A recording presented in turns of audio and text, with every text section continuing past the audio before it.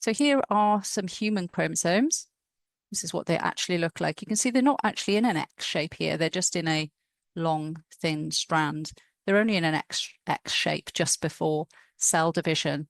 So most of the time, they don't look like an X. They look like a line.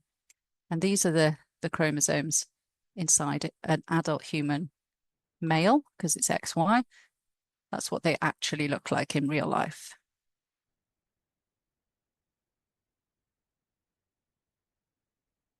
So what we've got here are the structures that I was just talking to you about a moment ago, the ribosomes. And these are tiny structures where proteins are made.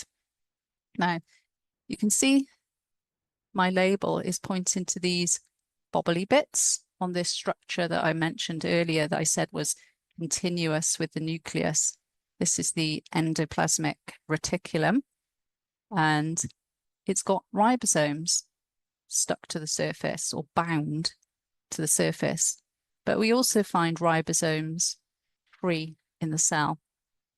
We call this bit of the cell the cytoplasm. You might remember that word from GCSE possibly. It just means the sort of gel-like material that makes up most of the cell. It's a bit watery. It's got some stuff dissolved in it, like sugars and salts. And it's where you find all these structures.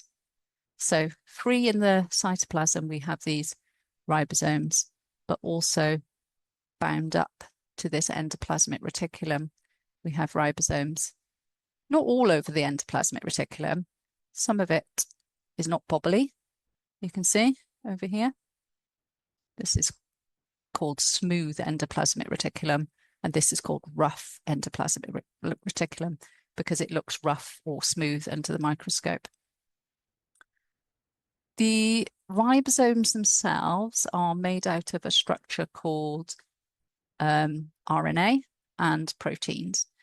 And this is what they actually look like, just blobs really of protein.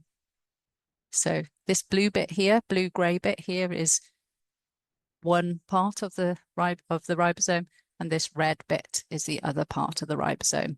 So we say it's got two subunits.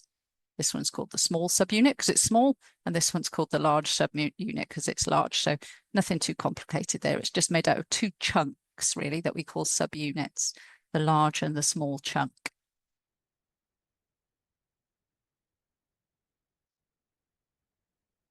And here we've got a micrograph image to show you what they really look like.